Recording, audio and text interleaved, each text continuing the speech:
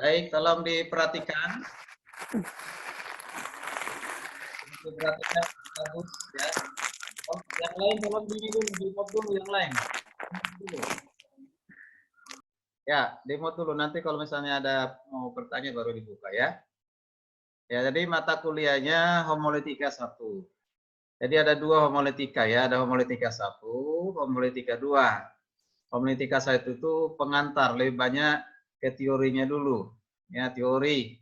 Baru nanti homiletika 2 banyak prakteknya. Ya, banyak praktek. Tadi langsung praktek khotbah. Ya, di akhir dari pertemuan homiletika 1 itu nanti sudah harus belajar bagaimana cara membuat khotbah. Baru nanti homiletika 2 banyak prakteknya. 2 SKS ya, bobotnya 2 SKS.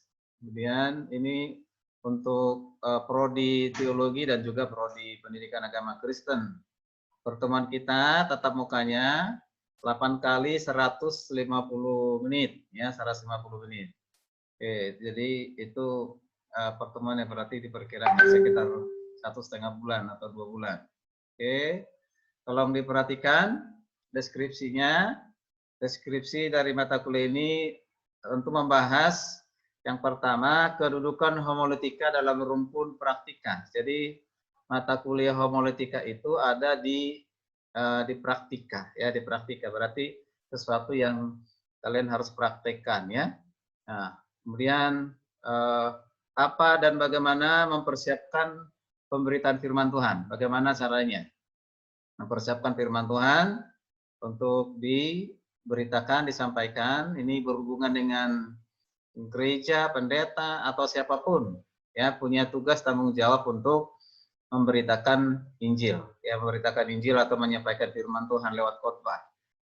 Jadi yang lebih diutamakan di homiletika 1 ini teorinya dulu, dasarnya dulu. Tanpa ada dasar, jadi mengapa, apa itu khotbah, mengapa harus berkhotbah, apa dasar Alkitabnya atau dasar teologisnya, itu harus jelas dulu. Jadi siapa yang harus berkhotbah, ya itu. Jadi ada persyaratannya, ada kualifikasinya.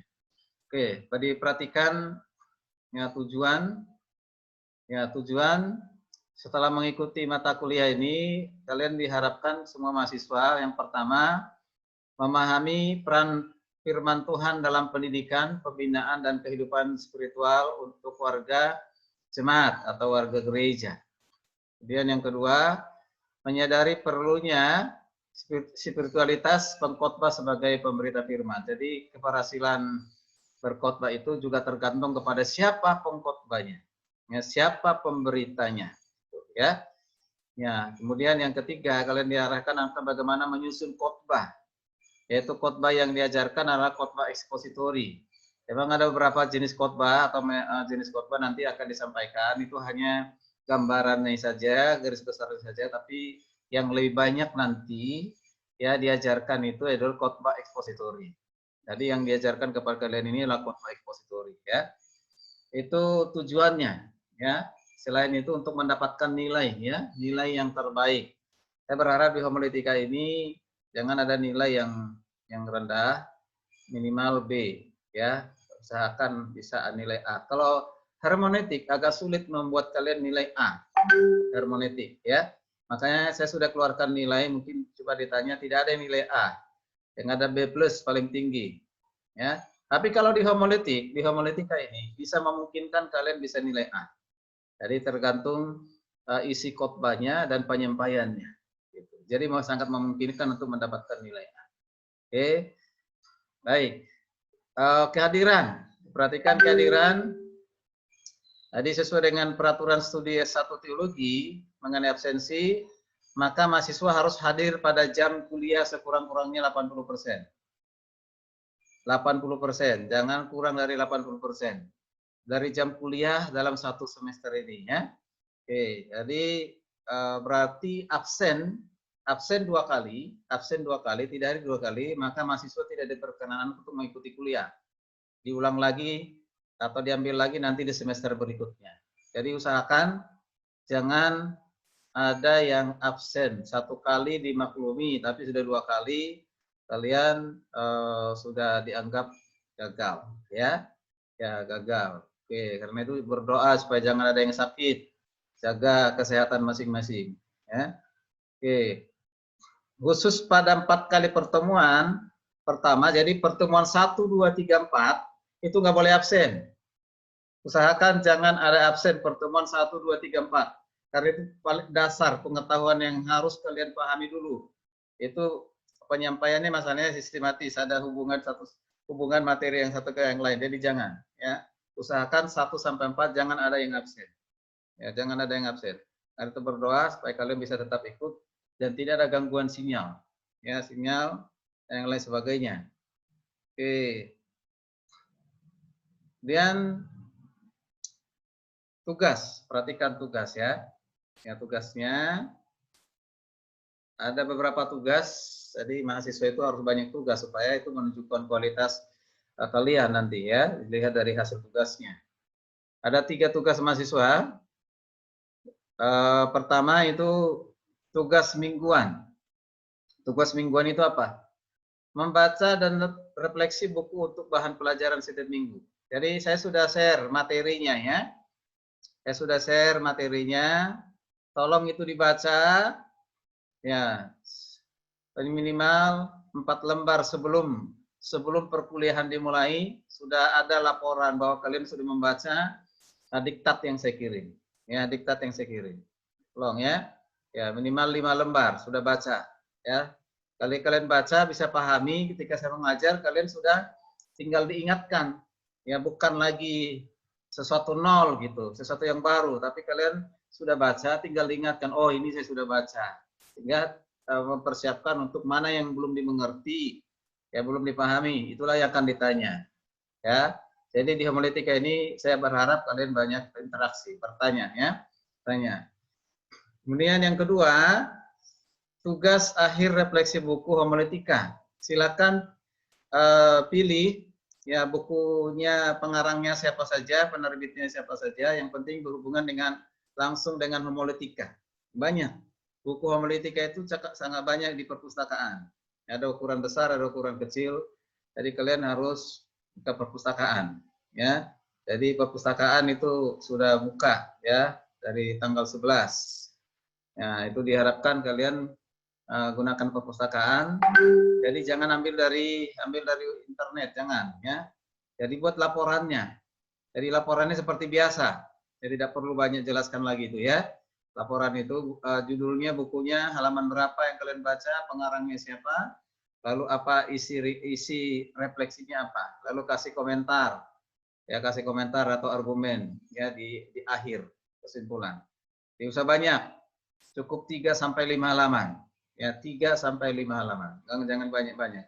Kalian bukan meringkas buku, ya. Tapi carilah kira-kira mana di situ yang menurut kalian penting untuk diketahui dan diterapkan. Ya, semuanya penting, tapi mana yang sangat penting? Yang sangat penting untuk menolong kalian mempersiapkan diri menjadi seorang pengkhotbah, ya. Lalu yang berikut, ada analisa khotbah setiap minggu di gereja masing-masing mahasiswa. Jadi gini, nanti saya kasih pom pengisiannya. Pom pengisiannya nanti akan saya kasih. Jadi kalian setiap hari Minggu ini kan pasti hadir di gereja. Ya. Hadir di gereja, diperhatikan khotbahnya, ya, apakah ada judulnya atau temanya, ada nasnya, kemudian ada garis besarnya atau poinnya, bagaimana teknis penyampaiannya, ya itu teknis penyampaian itu banyak ya, gerakan tangan, gerakan ekspresi wajah ya, ya semua nanti akan saya kirim formnya itu. Ini setiap hari Minggu kalian harus buat laporan khotbah ya, laporan khotbah itu dikirim ke grup nanti ya. Jadi itu tidak berat karena kalian tiap minggu kan mendengar khotbah. Kecuali kalian pengkhotbah ya berarti dengar khotbah yang lain ya. Tulis. Perlu nanti untuk evaluasi. Evaluasinya apa? Supaya ada lihat perbandingannya dengan kalian mendengarkan khotbah orang lain dengan dan belajar, perbandingkan dengan kalian belajar, ada nggak persamaannya, ada nggak perbedaannya, ada nggak keunggulannya, ada nggak kelemahannya. Jadi harus ada perbandingan. Oh ya, khotbah yang saya dengar dari gembala saya atau dari seorang tertentu seperti ini, yang diajarkan seperti ini, ya. Di mana kekuatannya yang ada kita ambil, keunggulan yang ada kita ambil, kelemahannya tidak. Maka di sini nanti itu membuat kalian harus menjadi pengkhotbah bisa berbeda dengan yang mereka yang tidak belajar, ya. Namanya arah akademisi teologi, khotbahnya harus beda. Ya, khotbahnya harus beda. Tidak boleh khotbahnya sama dengan orang awam, ya. Oke. Ini namanya belajar ya itu. Jadi harus berbeda. Kalau sama ya kita usah belajar ya secara formal, ya. Oke. Kemudian mahasiswa diminta untuk menyusun khotbah lengkap. Khotbah lengkap antara lain berisi tema, nas, Alkitab, pendahuluan tubuh khotbah dan ilustrasi dan kesimpulan. Ini nanti terakhir ya. Di pertemuan 6, 7, 8 mungkin itu nanti ya. Itu nggak usah dulu itu nanti ya. Di pertemuan 6, 7, 8 kalian sudah diajarkan menyusun khotbah secara lengkap, dan khotbah inilah nanti yang akan kalian praktekkan ya, yang akan kalian praktekkan. Oke. Jadi itu. Baik, penilaian. Perhatikan penilaian. Mahasiswa mendapat nilai dari mata kuliah ini berdasarkan pembobotan sebagai berikut. Yang pertama, kehadiran dan interaktif 15 menit. 15%. Salah ya. 15%. Kemudian tugas-tugas refleksi tadi, ya tugasnya itu 20%. Ujian praktek membuat khotbah 25%. Ujian akhir semester 40%. Jadi 100%. Ya. Oke. Buku-buku perpustakaan. Ada buku wajib. Ini buku wajib ini berlaku untuk homiletika 1 dan 2. Homiletika 1 dan 2 buku wajib ini tolong nanti hubungi bagian perpustakaan supaya segera dibeli. Apakah masih ada stoknya atau tidak? Bukunya murah, tidak mahal ya. Harus punya. Yang pertama itu adalah ini buku wajib ini ya, wajib. Dari generasi ke generasi, dari angkatan ke angkatan, itu semua buku ini wajibkan. Kalau ada punya kakak kelasnya mungkin bisa dipinjam, tetapi lebih baik milik sendiri. Yaitu apa? Menyiapkan khotbah ekspositori secara praktis. Terbitan dari Yogyakarta, Yayasan Andi. Ya, Nur Anggraito. Ini wajib punya di homiletika 1 harus. Karena bahannya banyak saya ambil dari sini. Ya, dari buku ini ya. Kemudian buku yang kedua penulis yang sama, yaitu Nur Anggraito, menyiapkan khotbah geografi secara praktis Yogyakarta, sama ya, Yayasan Andi juga. Nah, pilih salah satu dulu, tapi utamakan yang pertama.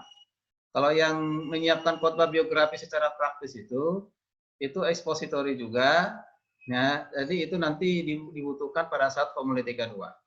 Kalau misalnya uangnya belum ada untuk beli dua-duanya, udah satu aja dulu, ya, harus punya. Dan ada buku-buku ini semua yang saya tulis ini hampir semua di perpustakaan ada ini buku ini, ya, khotbah dan pengkhotbah ya, kemudian berkhotbah semua hampir ada nih, ya. Oke, kayaknya kalian print itu silabusnya. Baik, itu berhubungan dengan silabus atau rencana pembelajaran homiletika 1 ke depan. Ada pertanyaan? Ada pertanyaan berhubungan dengan silabus? Mungkin tugasnya tadi udah jelas semua? Sudah? Pak, tugas yang pertama, Pak. Tugas yang pertama tadi apa saya sampaikan tadi? Ya, itu membaca diktatnya atau bahan ajar yang saya sudah kirim. Dibaca ya. Itu tugasnya. Dibaca doang, Pak, nggak dibuat laporan baca gitu. Ya. Iyalah, kalau dibaca bagaimana saya tahu kalian membacanya kalau kalian nggak lapor. Lapor lah ya. Oke ya. Oke, itu. Baik, yang ada lagi pertanyaan? Ada, Pak. Ya, silakan. Tugas yang ketiga itu dimulai dari minggu ini atau minggu depan? Apa itu? Yang mana itu? Yang untuk laporan khotbah? analisa khotbah setiap minggu Nah, di gereja. Setiap minggu di gereja masing-masing. Minggu depan kan ini udah mulai kuliah ya, jadi mulai minggu depan. Oke, itu tuh disiapkan aja ya. Nanti lembaran untuk form laporannya nanti akan saya WA di grup, saya share di grup ya. Oke, ada lagi? Tetieli itu kumismu tolong dipotong ya, udah terlalu panjang itu. Ya, supaya lebih ganteng. Ya. Oke. Ada lagi? Mau dipelihara, Pak. Hah? Jangan, mahasiswa jangan pakai kumis. Saya aja potong gitu, tiap hari potong. Ya, bersih supaya kamu jadi saya lebih ganteng dari kamu, padahal kamu lebih muda. Ya. Ya enggak? Peter. Siapa lebih ganteng untuk BTL dengan saya? Peter. Hah? Kan kamu dekat-dekatan itu. Iya, Pak. Oke lah. Ya, nggak usah dibawa dalam hati. Baik, kalau Shalom Pak, suara Bapak udah putus-putus Pak. suaranya putus-putus. Aku jelas kok. Sudah, halo? Sudah? Sudah jelas? Shalom? Shalom? Sudah? Fitri, kedengaran suara saya, Nope? Halo? Kedengaran Pak. Putus-putus, Pak. Putus-putus Pak suaranya. Putus-putus, Pak. Oke, saya lebih dekat lagi. Putus-putus, Pak, suara Bapak. Kasih ini dulu, supaya jangan putus-putus. Coba dulu di-mute semua biar kita dengar. Mute. Kalau pakai ini ditambah ini, jelas nggak ya? Coba dulu.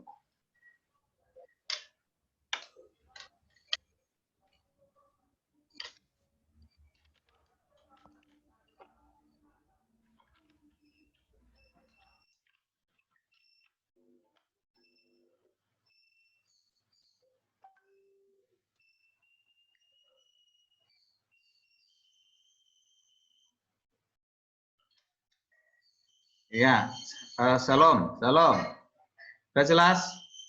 Shalom? Jelas, Pak. Jelas. Halo? Udah Pak. Udah jelas, Pak. Sudah jelas belum? Ya, halo, Pak. Udah jelas Pak. Udah, Pak. Jelas, Pak. Halo? Udah lebih dari jelas, Pak. Halo? Ya halo Pak. Ya, Jelas, Pak. halo, Pak. Jelas. Halo? Ya halo Pak. udah Jelas, jelas. Pak. Halo, Pak. Udah lebih dari jelas, Pak. Halo? Iya. Ya, halo, Pak. Udah masuk belum suaranya? Kedengaran nggak? Kedengaran, Pak. Pak. Pak. Kedengaran Pak. Mana ini? Nah, ampun.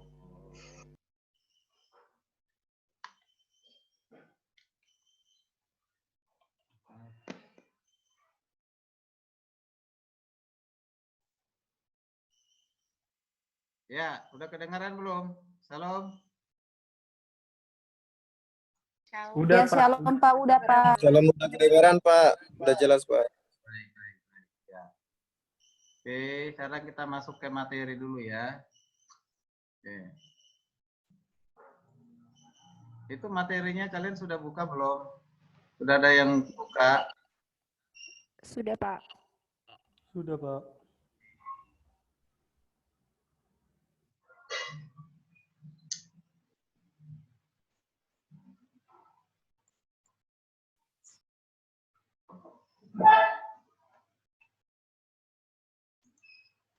Materinya sudah muncul?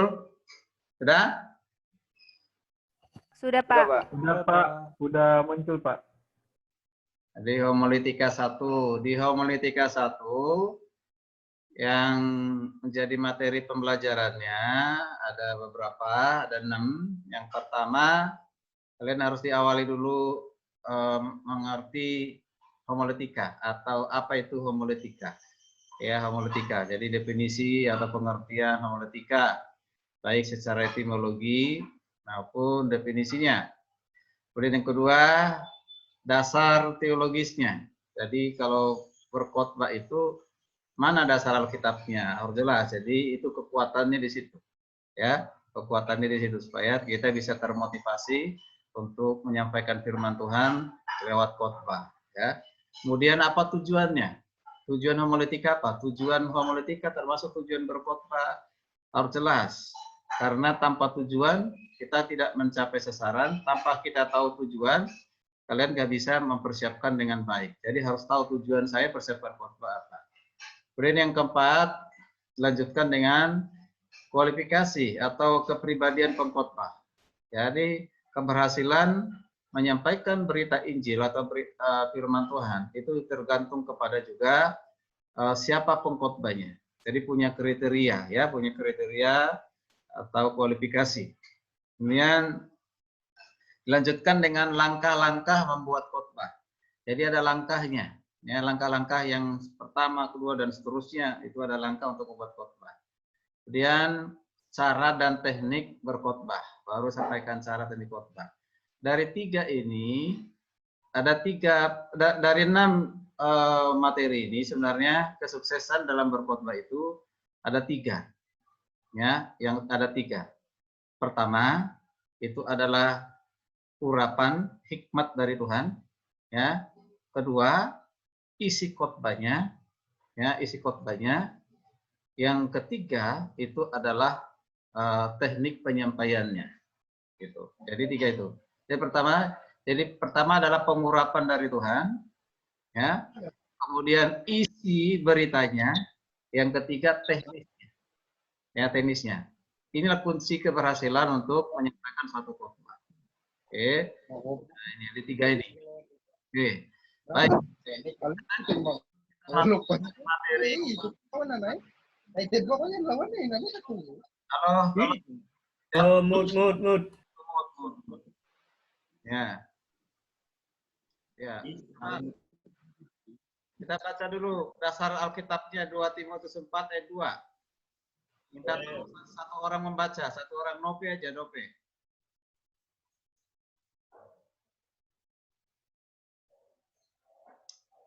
Ya, silakan Nope.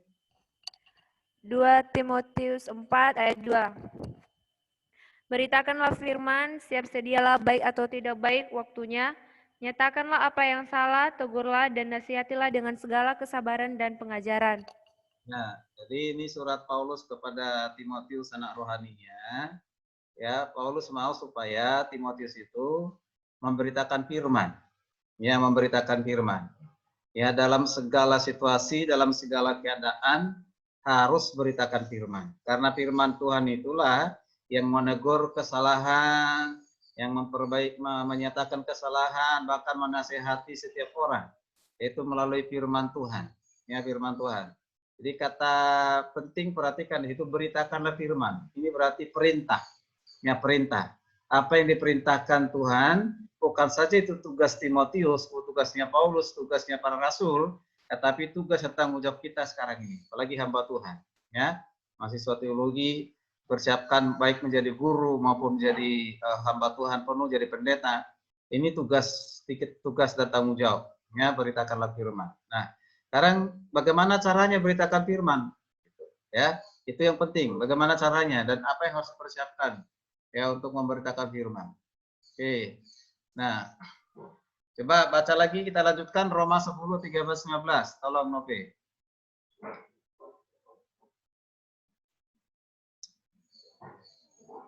Silakan. Silakan dibaca. Sebab barang siapa yang berseru kepada nama Tuhan akan diselamatkan. Tapi bagaimana mereka dapat berseru kepadanya jika mereka tidak percaya kepada Dia? Bagaimana mereka dapat percaya kepada Dia jika mereka tidak mendengar tentang Dia? Amin. Oke, perhatikan. Sebab barang siapa yang berseru kepada nama Tuhan akan diselamatkan. Seharusnya manusia ini harus datang berseru kepada Tuhan supaya diselamatkan. Tapi dikatakan, tetapi bagaimana mereka bisa berseru kepadanya jika mereka tidak percaya? Jadi jangan hanya berseru, tapi harus percaya. Lalu bagaimana mereka bisa percaya kepada Kristus, kepada Tuhan, jika mereka tidak mendengar tentang Dia? Jadi kuncinya harus mendengar tentang Tuhan, mendengar Tuhan melalui firman-Nya. Ya, jadi gitu. Oke, kemudian lanjutkan ayat yang berikut. Silakan. Bagaimana mereka? Lanjut, kenapa berhenti? Bagaimana mereka mendengar tentang dia jika tidak ada yang memberitakannya? Dan bagaimana mereka dapat memberitakannya jika mereka tidak diutus? Seperti ada tertulis, betapa indahnya kedatangan mereka yang membawa kabar baik. Jadi supaya mereka berseru, diselamatkan, mereka harus percaya, ya mereka harus mendengar. Nah, bagaimana mereka bisa mendengar? Ya, harus ada yang memberitakannya. Ya, tugas siapa itu? Ya, tugas kita semuanya. Tugas kalian harus memberitakannya. Ya, memberitakan Injil. Ya, kalau kalian sudah dipersiapkan memberitakan Injil, mempersiapkan untuk menyampaikan firman, salah satunya melalui khotbah, ya harus siap diutus. Ya, siap diutus. Jadi jangan sampai nanti suatu saat ada sarjana teologi disuruh berkhotbah nggak mau. Nah, ini bahaya ini. Ya, dia bilang, enggak, saya nggak mau khotbah, belum punya pengalaman. Ya, kapan punya pengalaman? Kalau tidak memulai. Ya, jadi harus ada keberanian untuk memulai. Seperti apapun nanti hasilnya, pasti tetap itu berguna. Yang penting punya hati untuk mempersiapkan dan menyampaikannya. Jadi siap untuk diutus. Karena pernah saya dengar disuruh berkhotbah, nggak mau. Nah, ini mau jadi apa ya? Jadi harus justru kalian membiasakan diri, memberanikan diri, praktek, akan menjadi terampil, akan lebih terampil. Kenapa? Mengapa? Karena tahu nanti di mana kekurangannya, di mana kesalahannya. Nanti kalau kalian praktek khotbah, saya akan berikan kesempatan dikoreksi oleh teman-temanmu. Selain saya mengkoreksi. Tujuannya apa? Supaya kalian tahu kekurangannya di mana, keunggulan di mana, kelebihannya di mana. Yang unggul dipertahankan, yang lebih dipertahankan, yang kekurangannya ditingkatkan. Ya, gitu. Nah, luar biasa. Apa dikatakan? Betapa indahnya kedatangan mereka yang bawa kabar baik. Jadi ketika kalian berkhotbah, itu di mimbar, kalian itu berbicara atas nama Tuhan. Kalian itu utusan Tuhan. Kalian itu dutanya Tuhan. Itu indah. Bayangkan berbicara atas nama Tuhan, seperti nabi, ya, seperti rasul-rasul. Diberikan tugas itu kepada kalian. Berdiri di mimbar, yang menyampaikan firman Allah, menyampaikan firman Tuhan. Jadi nggak main-main. Allah hadir di situ, Tuhan hadir di situ, menyaksikan, melihat, ya, dan jemaat ada di situ.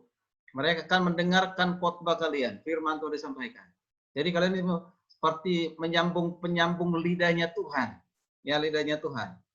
Saudara tahu Tuhan pencipta langit bumi dan segala isinya, yang mengatur segala masa, yang punya kehidupan, yang menentukan hidup matinya manusia, ya kan? Ya, itulah yang mengutus kalian untuk berbicara atas namanya. Jadi nggak boleh main-main. Ini harus hati-hati dan harus persiapkan diri dengan baik. Ya, jadi Tuhan mau supaya menyampaikan firman-Nya sesuai dengan kehendaknya, sesuai dengan maksudnya. Oke, ini penting. Indah, makanya indah. Indah sekali untuk menyampaikan firman Tuhan itu. Ya, indah sekali untuk menyampaikan kabar baik, yaitu firman Tuhan, itu Injil. Di antara kalian siapa yang sudah pernah berkhotbah? Siapa yang sudah pernah berkhotbah? Saya, Pak. Oh. Saya, Pak. Oke. Baik. Coba kamu bersaksi dulu 1-2 menit. Bagaimana caranya kamu mempersiapkan khotbah? Ya, lalu bagaimana perasaanmu, hatimu pada saat menyampaikannya? Ya, 2 menit. Silakan.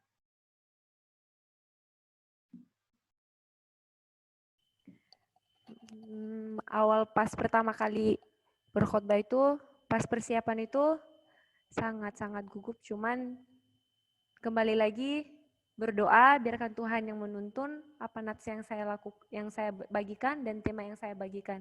Dan pada saat saya berkhotbah, apapun yang sudah saya susun itu melebihi dari yang saya susun. Kata-kata yang belum saya pikirkan, Tuhan berikan untuk saya mengatakan sesuai dengan kebutuhan yang mendengarkan kebenaran firman tersebut. Dan puji Tuhan semuanya berjalan lancar karena tuntunan dari Roh Kudus. Oke, puji Tuhan. Mas, saya begini, selain berdoa, minta hikmat dari Tuhan itu udah pasti kan? Udah pasti. Mulai kamu menyusun khotbah itu seperti apa? Itu memulainya gimana? Ya, bagaimana kok bisa ketemu teksnya? Ya, bagaimana bisa ketemu membuat temanya gitu. Itu dulu. Berarti ini Pak, nggak kedengeran, Pak. proses kamu membuat khotbah, proses membuat khotbah. Ya, prosesnya kemana? Kan itu apakah ada temanya? Ada nasnya? Ada, Pak.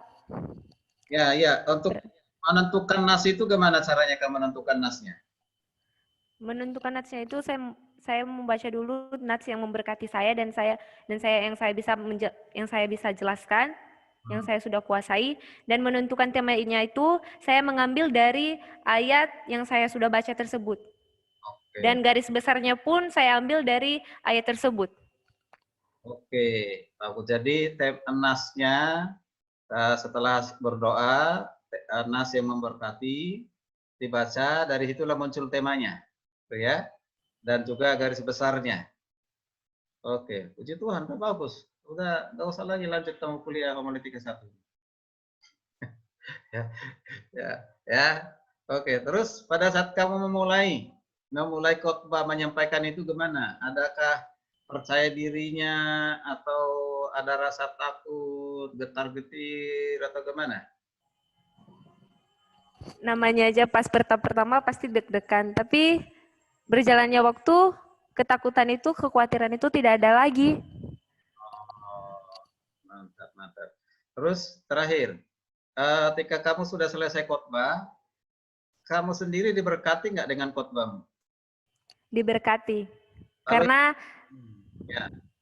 Karena melalui khotbah tersebut, saya ditegur kembali, mengingatkan kembali apa yang saya harus lakukan, dan saya percaya orang yang mendengar tersebut pasti ada berkat tersendiri dalam kehidupan mereka. Oke. Tadi bilang bahwa yang mendengar pasti diberkati dengan firman Tuhan. Dari mana kamu menilainya bahwa mereka diberkati dengan khotbahmu? Karena kalau berkhotbah itu kan pasti setiap pendengar itu pasti mempunyai pengertian tersendiri, dan ketika mereka sungguh-sungguh mendengar khotbah tersebut, ya pasti mereka yang merasakan yang namanya teguran, semangat baru, bahkan pengetahuan yang baru untuk membangun hidup mereka lagi melalui kebenaran firman Tuhan yang saya sudah sampaikan tersebut. Ya, maksud saya dari mana kok bisa tahu mereka itu diberkati, merasa diberkati, tambah semangat, apa nanya mereka atau mereka ngomong? Percaya saja. Percaya saja. Oh gitu. Mantap ya. Jadi biasanya itu respon dari mereka ya pada saat kita khotbah ya, bisa kita lihat, nggak usah harus kita tanya, respon mereka mengaminkan, bersemangat, antusias itu kan. Nah, bahkan ada mungkin setelah selesai, terima kasih Novi ya khotbah hari ini, menegur memberkati saya. Nah, itu biasanya begitu ya. Oke. Makasih Christine. Yang lain? Ada yang lain? Silakan yang sudah pernah berkhotbah. Ada, Pak. Siapa? Jupiter. Iya, Pak. Ya, silakan 1-2 menit kesaksian yang berkhotbah. Seperti tadi pertanyaannya sama, mulai dari mempersiapkan sampai berkhotbah. Oke, Pak. Sesuai kesaksian saya yang saya alami, kalau saya menentukan nats yang ingin saya khotbahkan, yang pertama dulu saya sesuaikan dengan pergumulan hidup saya dulu terlebih dahulu. Ketika apa yang saya baca itu sesuai dengan pergumulan hidup saya khotbahkan. Seperti semalam kesaksian saya sudah khotbah di Jemaat GBI. Saya mengkhotbahkan di pengkhotbah 3 ayat yang ke-11 waktunya Tuhan. Itu sesuai dengan pergumulan kehidupan saya. Dan sebelum itu saya gugup, saya tidak tahu bagaimana caranya. Bagaimana cara mempersiapkannya, bagaimana cara poin-poinnya. Tetapi saya berdoa, sebelum saya maju ke depan, saya merinding, ketakutan. Tetapi ketika saya sudah berdiri di mimbar, rasa ketakutan, kegugupan itu udah hilang. Saya merasa ada jamahan sedikit lah dari Roh Kudus bisa menyampaikan khotbah. Oke. Sehingga ketika saya berkhotbah itu berjalan baik. Oke, jadi tadi pengalaman melalui pergumulan hidup ya. Tentukan temanya melalui pergumulan hidup. Terima kasih. Harus cari nas Alkitabnya, begitu ya. Cari nas Alkitabnya sesuai dengan pergumulan hidup. Lalu garis besarnya kamu buat poin-poinnya. Ya. Itu poin-poinnya garis besarnya kamu ambil dari mana? Apakah sudah ada di otakmu sendiri atau dari Alkitab ngambilnya? Hah? Atau tidak ada garis besar? Jupiter, belum selesai kita bicara ini. Kau buka dulu itu. Kau punya mood. Khotbah sendiri, Pak. Ya, bagaimana cara menentukan garis? Buat sendiri. Menentukan garis besarnya gimana caranya? Gimana caranya kamu membuat garis besarnya? Dari mana itu? Ada dari ide di pikiran saja atau dari Alkitab? Saya menentukannya dari judul natsnya. Dari judul nasnya. Ya. Misalnya temanya apa? Indah pada waktunya. Indah pada waktunya. Oke. Berarti ini kan menceritakan sesuatu pada waktu tertentu yang sudah ditentukan itu akan indah. Itu ya? Indah. Iya, Pak. Indahnya di mana? Rencananya Tuhan, Pak. Rencananya Tuhan itu indah. Ya. Oke, Iya. rencana indah Tuhan, rencana Tuhan itu indah. Betul, semua rencana Tuhan indah. Tapi bagaimana menyampaikan itu kepada orang lain bahwa rencana itu indah? Ya, saya tahu rencana Tuhan itu indah. Ya, seperti apa ya rencana Tuhan yang indah itu? Ya, di dalam khotbahmu isinya apa? Garis besarnya apa?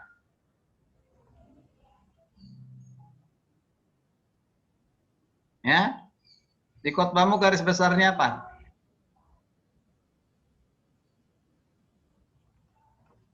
Halo, dengar suara saya nggak? Oh, Putus-putus suara Bapak. Jelas. Putus-putus, Pak. Putus, Pak. kenapa ya putus-putus terus? Putus, Pak. Oke, saya lebih dekat lagi. Ya, oke, saya sudah lebih dekat nih. Oke, Jupiter. Terima kasih. Di antara kalian ada yang belum pernah sama sekali berkhotbah? Ada di antara kalian sama sekali belum pernah khotbah? Siapa? Nah? Semua sudah pernah? Halo, semua sudah pernah?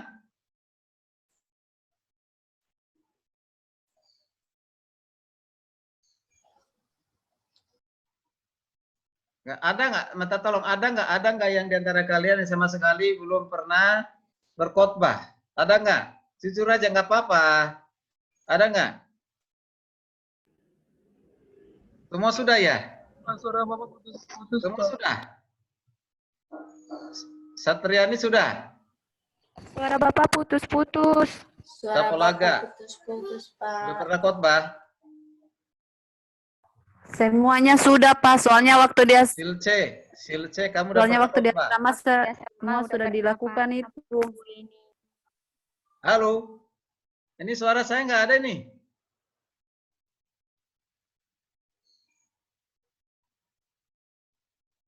Halo.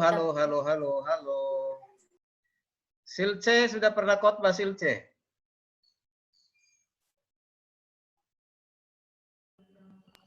Udah?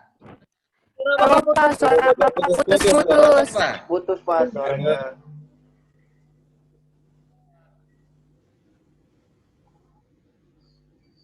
Nope, suara saya nggak kedengaran ya, Nope?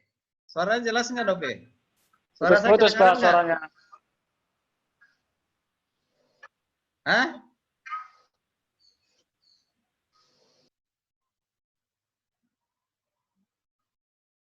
Halo, halo. Kenapa ini ya?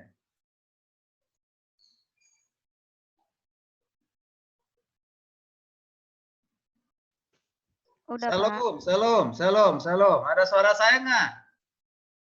Salam. Fitri, suara saya ada? Kedengaran nggak suara saya?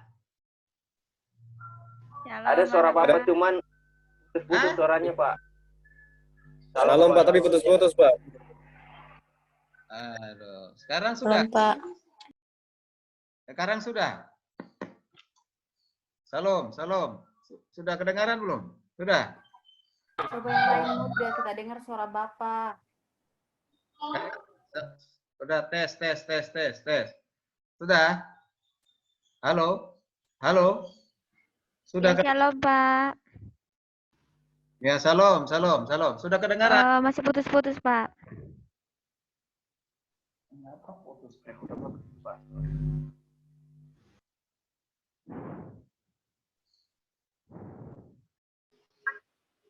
Putus-putus Pak, suaranya.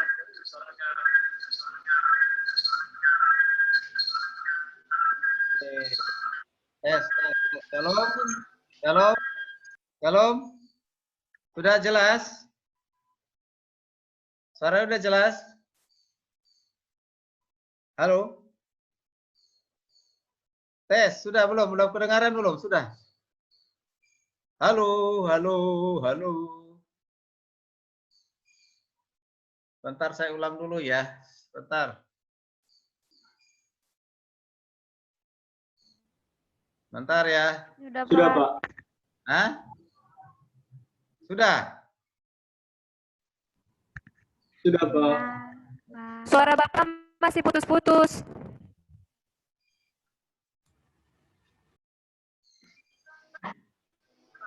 Kadang hilang Pak suaranya.